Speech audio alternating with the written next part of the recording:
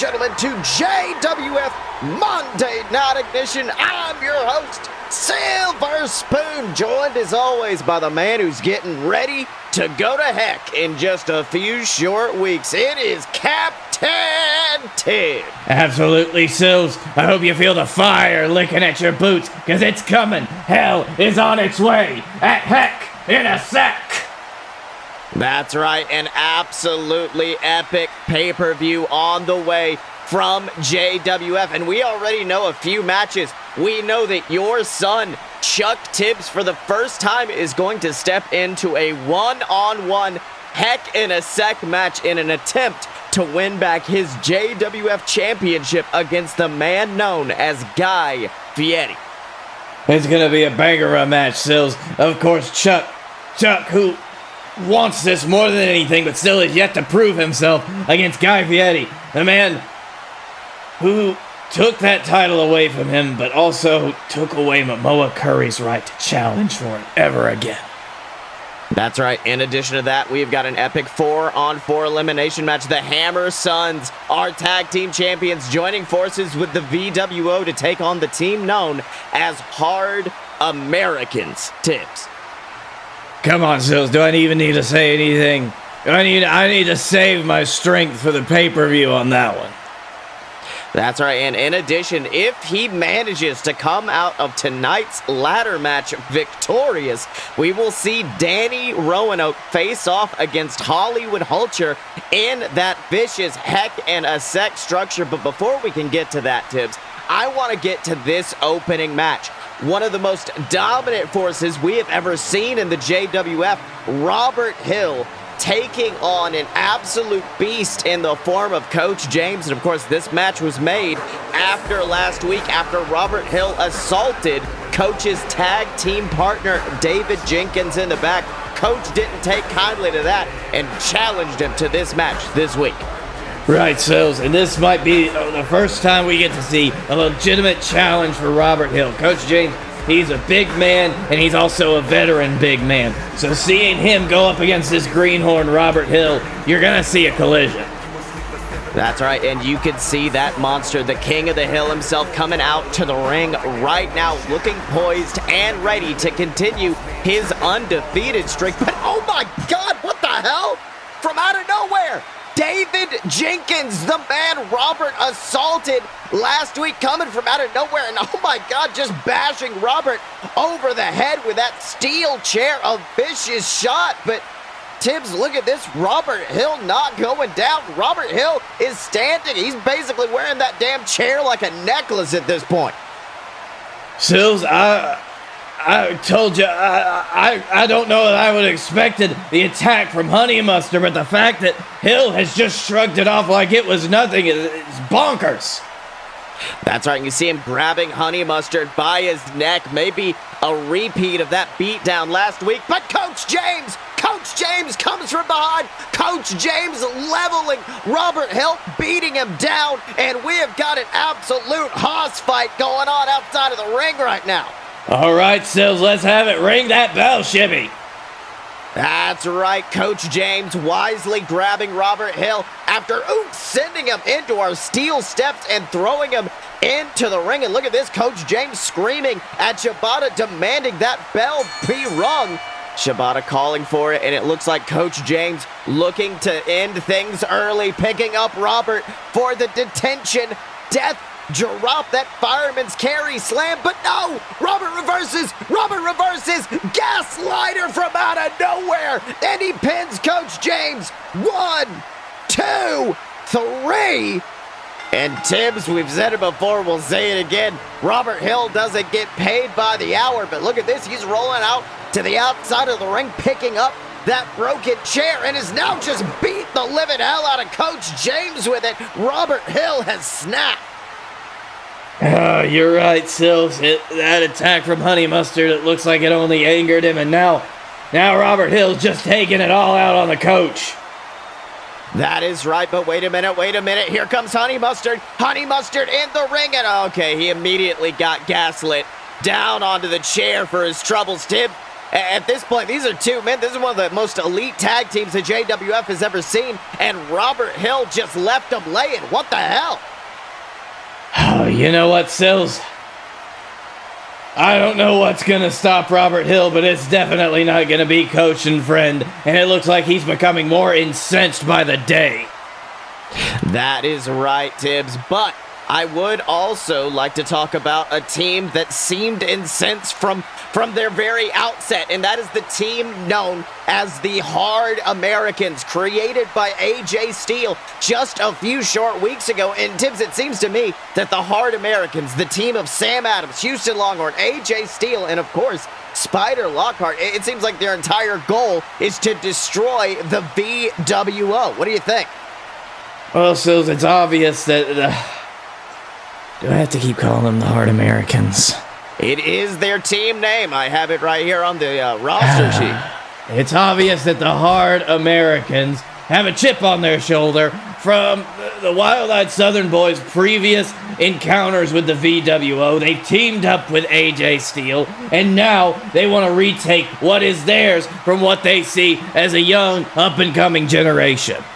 That's right. Of course, we know last week the VWO challenging the Hard Americans to a 4-on-4 elimination match to take place at Heck in a Sec. But really, a lot of people are asking, wait, who's going to be the fourth member, of the Hard Americans? We know Spider Lockhart, of course, retiring at last year's Summerfest. Well, to no one's shock and no one's surprise, Tibbs, Spider Lockhart's coming out of retirement, joining them for this match.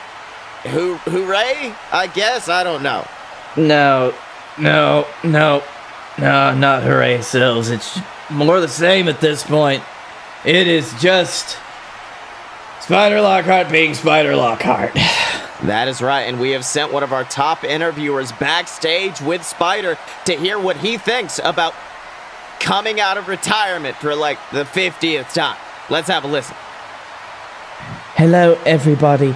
Honeypot McKing of Carrot Flowers here, with a man who's going to be joining the Hard Americans in their fight against the VWO at Heck in a Sec. Spider Lockhart.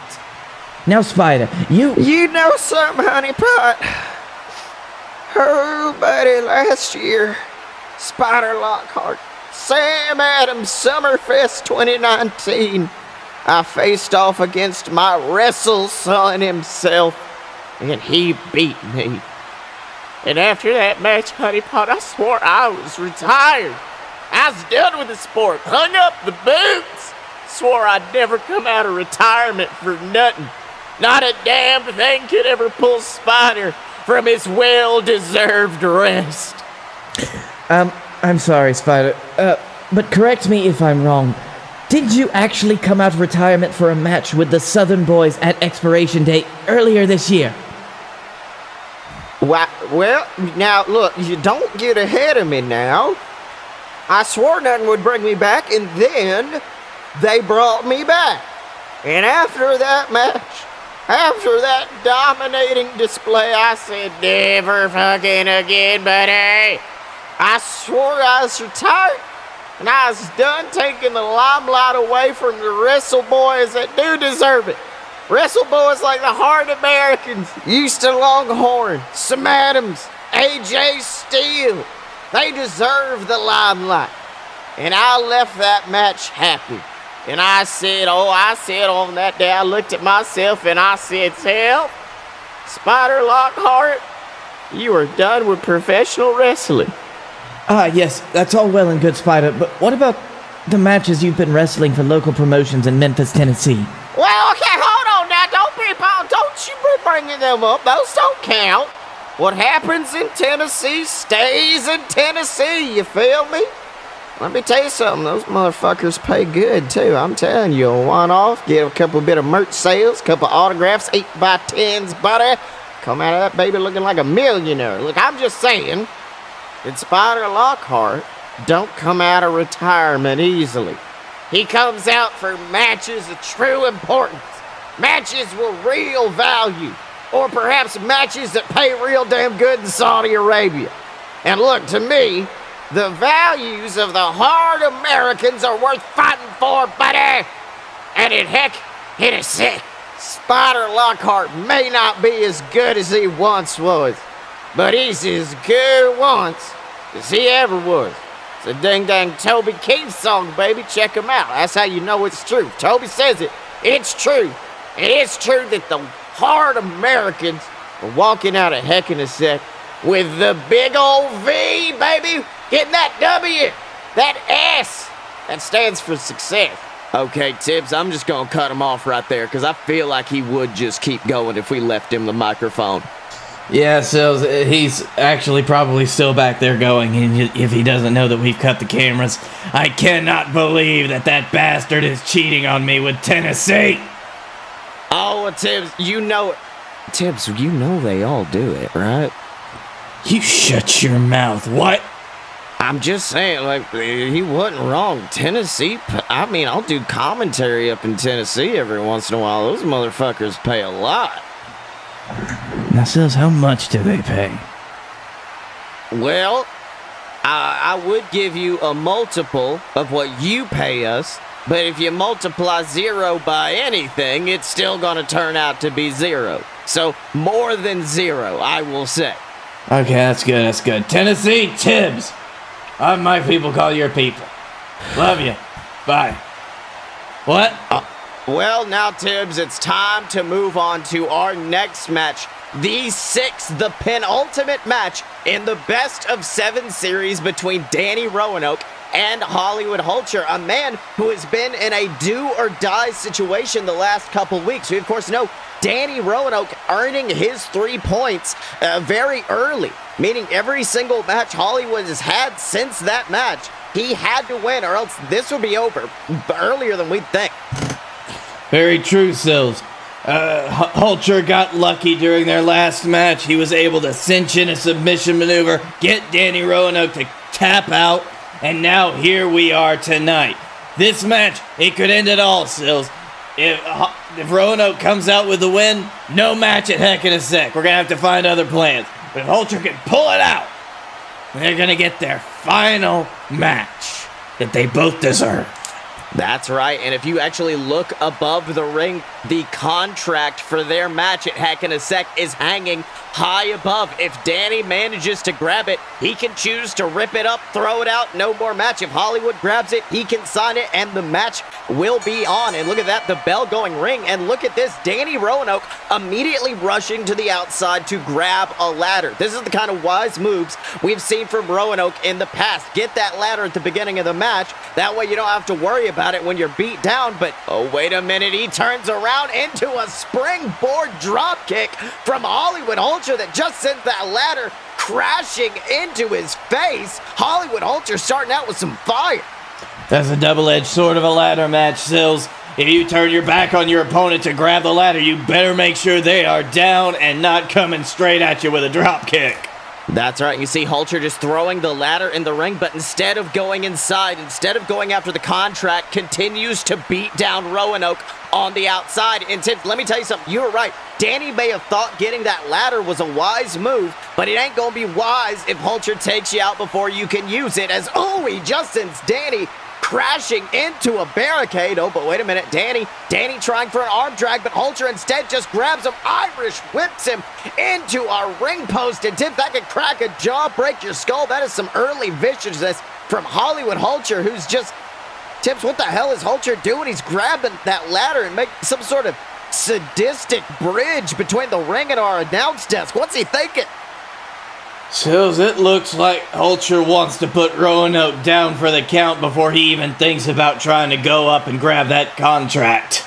That's right, Hulcher with some devilish ideas, picking up Danny and putting him on that ladder. Shades of their tables match earlier this year as Hulcher gets up on the apron and, was feigning going for the senton. Danny avoids, and then Hulcher just springboards off that ladder into Danny with a massive crossbody before tossing him over that barricade to the outside. Let's remember that match, that tables match.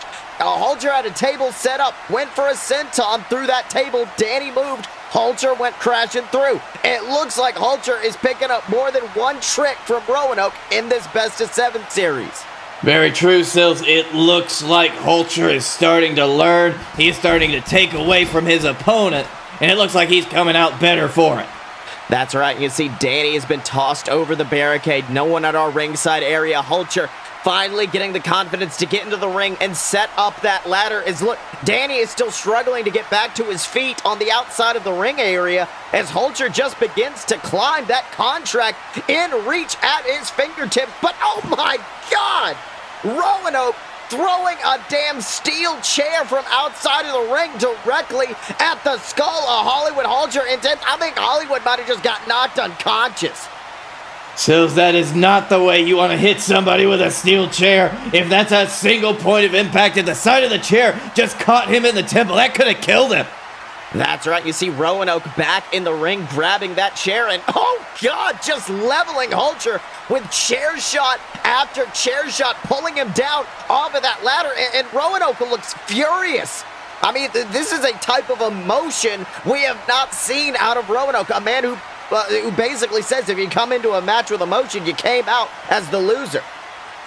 It looks like somehow Hollywood Hulcher has started to get under the skin of Danny Roanoke. It looks like Roanoke has gone beyond his calculating game, and now he's just letting emotion take control.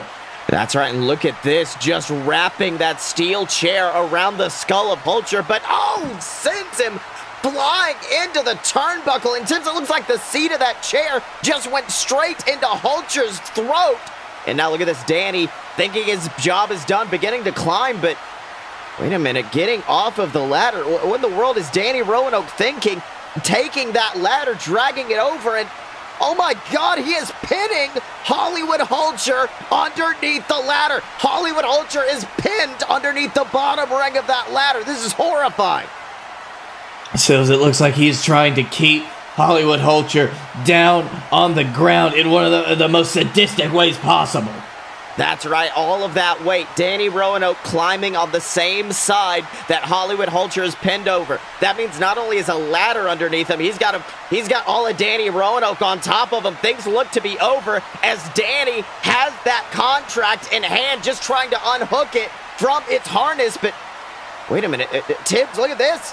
The ladder is actually moving. The ladder is moving, and it's Hulcher. Hollywood Hulcher from underneath the ladder is bench pressing up, moving that ladder up from underneath him with his own strength. Oh my God! Pushing it over, sending Roanoke flying. Oh my God, straight through that ladder bridge. Oh my God, the body of Danny Roanoke just snapped that ladder in two. Holy shit. That's right, but wait a minute, look back in the ring. That contract is still dangling, but just barely, and it falls. The contract falls down to the mat. Hollywood scrambles for it. Hollywood scrambles. He's got it. Hollywood Hulcher has the contract, and he is going to heck in a sec. And Tibbs, much like Danny Roanoke, proved a few short weeks ago that there's more than one way to escape a cage. Hollywood damn Hulcher just proved you don't have to climb a ladder to win a ladder match. Not at all, Sills. That was one of the most impressive displays of strength that I've ever seen in this ring in a long time. That was truly amazing what Hollywood Hulcher just did. And then, as if the fates decided for him, that contract fell right into his lap. That's right, and you got to think that's a little bit of an assist from Danny himself. Danny loosening it while he was up there. Danny nearly having it in his grasp until getting sent through that ladder bridge, and it looks like now officially at Heck in a Sec we are going to be seeing that titular match as Hollywood Hulcher takes on Danny Roanoke to determine which of them will win the best of 7 series. And I'm actually getting informed right now, Tibbs, that we are going to have another match at Heck in a Sec. Turns out after that beatdown from Robert Hill earlier tonight, coach and friend, Coach and Honey Mustard Jenkins, they did not take too kindly to Robert Hill's actions of late, and that is why they have challenged him to a 1-on-2 handicap match to take place at the pay-per-view. And look, Robert Hill has been dominant, but he's about to face one of the best tag teams our division has ever seen. Very true, Sills, but if there is going to be any test of Robert Hill's mettle, it is going to be putting him against this dominating tag team, a tag team that has worked very well in the past, and this tag team that obviously has some type of heat with Robert Hill. That is right, and in addition, as we spoke about earlier, your son Chuck Tibbs stepping into his first ever one-on-one Heck in a Sec match as he takes on Guy Fieri. But Tibbs, I'll be honest, I don't know if Chuck has it in him. Chuck has been changed recently. Ever since he's won the title, it's almost seemed like his heart has not been in it. He's been more focused on the championship than the wrestling that got him to the big dance. And Sills, we saw how that's been working out for him. Honestly, if Chuck hopes to win at Heck in a Sec, he's going to have to pull out the old Chuck, the Chuck that won him the championship, and not the Chuck that he became after having gold around his waist for the first time. That's right, and you gotta think the last time Chuck stepped into the Heck in a Sec structure, it was only one time. It was a fatal four-way match. In a match like that, you could hang around the outside, trust the other three to beat the hell out of one another. At this point, it's gonna be just Chuck and just Guy Fieri, and in that case, I kinda gotta give the odds to Fieri. He is a bigger brawler, but Chuck does have the intellect behind him. And you got to imagine the psychological impact of being locked inside that steel structure one-on-one, only one other person, and your entire goal is to destroy them. Sills, that is a lot to weigh on one person's mind. That's right, and we actually have Chuck Tibbs backstage with one of our top interviewers. So why don't we hear out what Chuck has to say ahead of his match at Heck in a Sec. Let's have a listen. Ladies and gentlemen, Dad McDonald backstage here with the man set to face off against the JWF champion Guy Fieri inside that hellacious Heck in a Sec structure in just a few short weeks.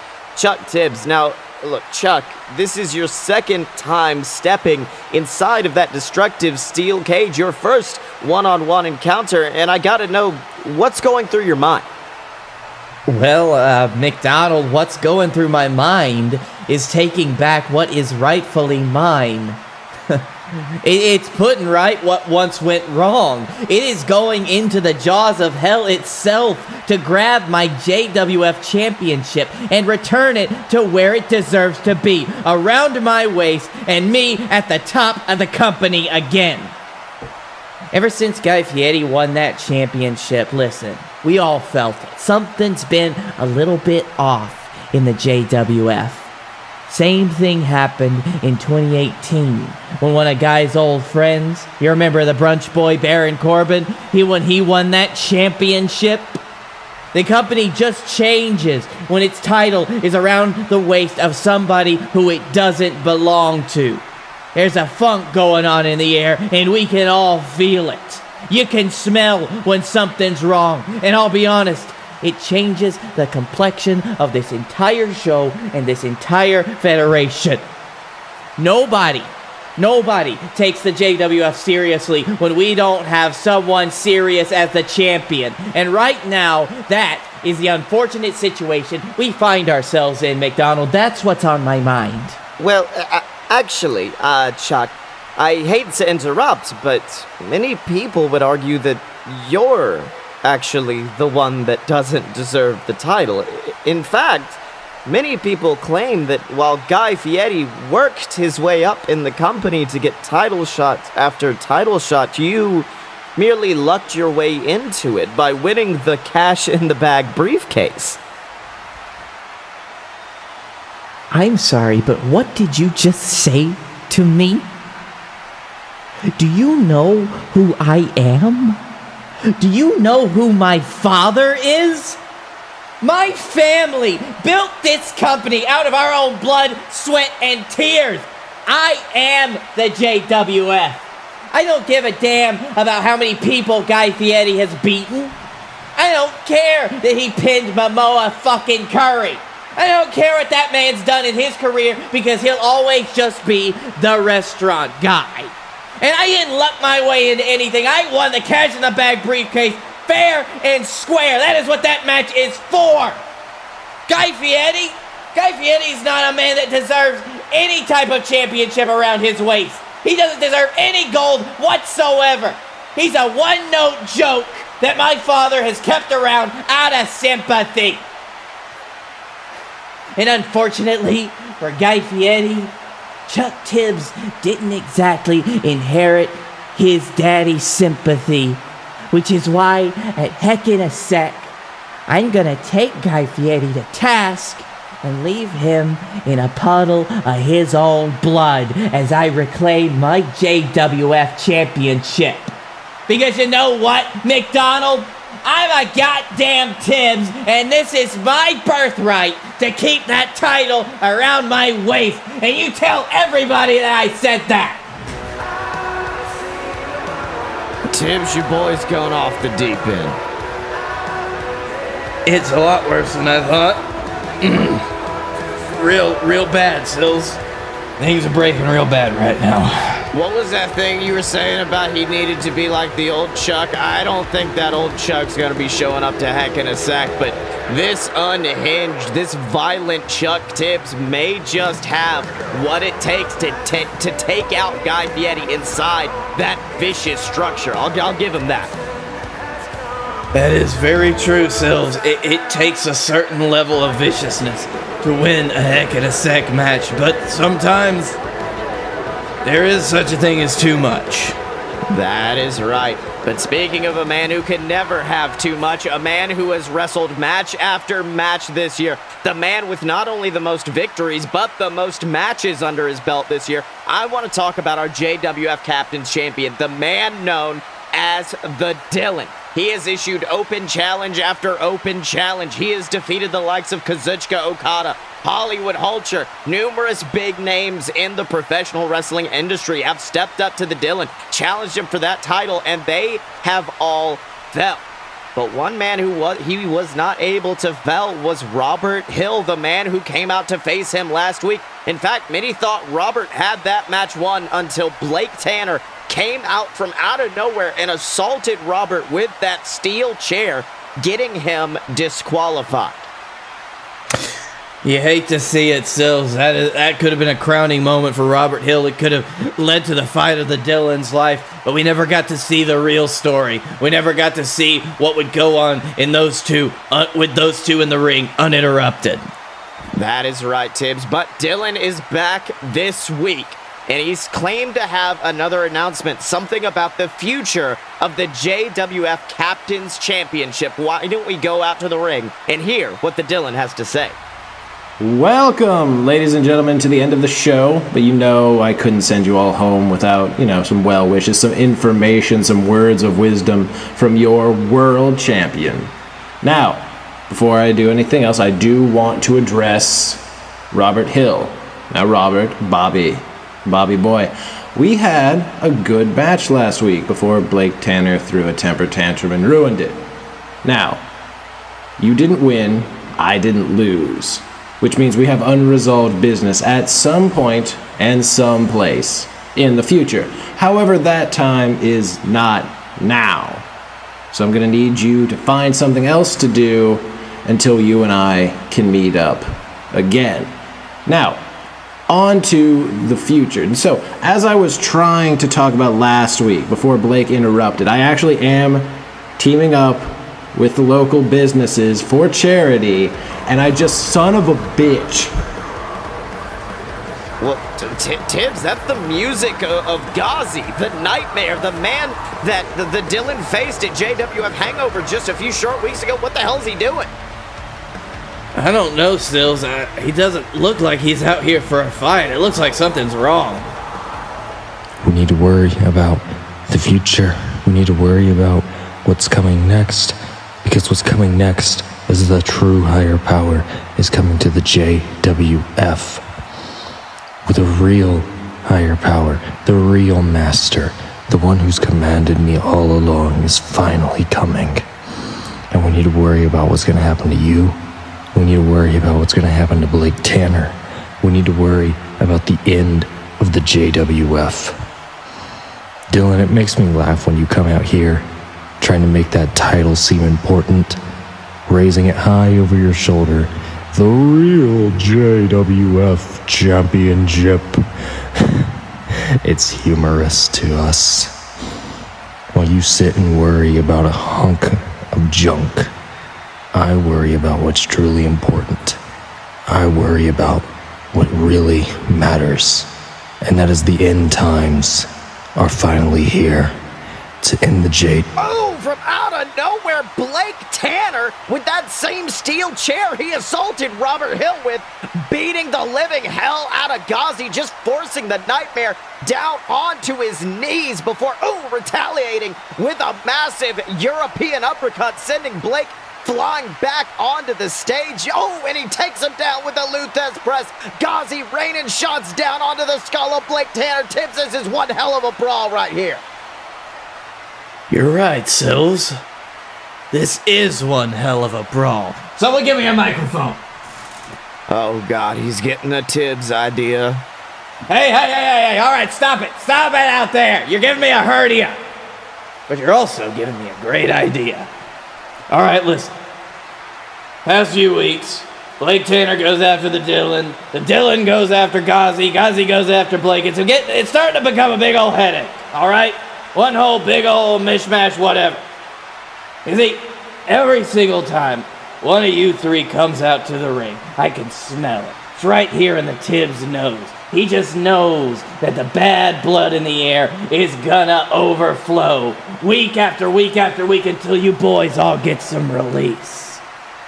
So how about we air out all this tension inside one of the most deviously hellacious structures in JWF history? A place where legacies are born and careers are killed. So in 2 weeks, the Dylan will defend his captain's championship against Blake Tanner and Ghazi inside Hack in a Sack. Boom! Mic drop, baby! Oh my God, ladies and gentlemen, it looks like we have another match made for the Heck in a Sec pay-per-view. It is going to be Blake Tanner, Ghazi, and the Dylan stepping inside the Heck in a Sec structure. And Tibbs, let me tell you something right now. That is going to be an absolute bloodbath to watch. Of course, Sills. Did you hear that announcement I made just now? It was a great idea. I can't believe it. Just came to me. I was really tired of watching these three go at it week after week after week, though. So I just had to deal with it. That's right. You see Dylan inside the ring just shrugging, saying, all right, if you want me to fight, I'll fight. And just hits a D trigger on Ghazi. Then Blake pulls him in, goes for the bee sting, but Dylan just punches him in the dick and walks away. Tibbs, I'll be honest, I think that Dylan may think this match is just going to be a walk in the park, but I have seen Blake Tanner inside Heck in a Sec matches in the past. I've seen the kind of viciousness he brings to that particular type of match, and as far as Ghazi's concerned, I am terrified to see what he can bring when it comes to Heck in a Sec. Honestly, Sills, I can't wait to see it. This might just be the biggest challenge that the Dylans had to face so far.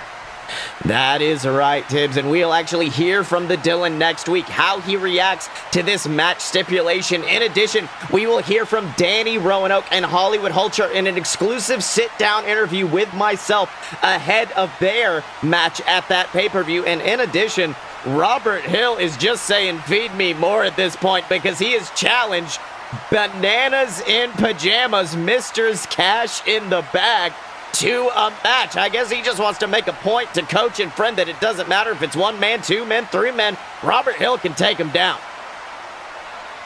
We'll have to see if he can live up to it, Sills. I have some pretty high hopes for that guy, though. That is right. But until next time, remember to support the JWF by donating to our Patreon. Patreon.com/AloadedBS gets you access to exclusive content like older episodes of JWF, Monday Night War, and of course the exclusive series Wrestling History X. But the only place to get it is Patreon.com/AloadedBS. Make sure if you want to hear more JWF, you want to see it every month, go support us go give us some money because we've been hemorrhaging for 3 years now. That's right, and of course, also make sure to support us by picking up some merchandise for your favorite JWF superstar at merch.aloadofpurebs.com, whether that be for Tibbs himself, for the VWO, for our tag team champions, the Rising Suns.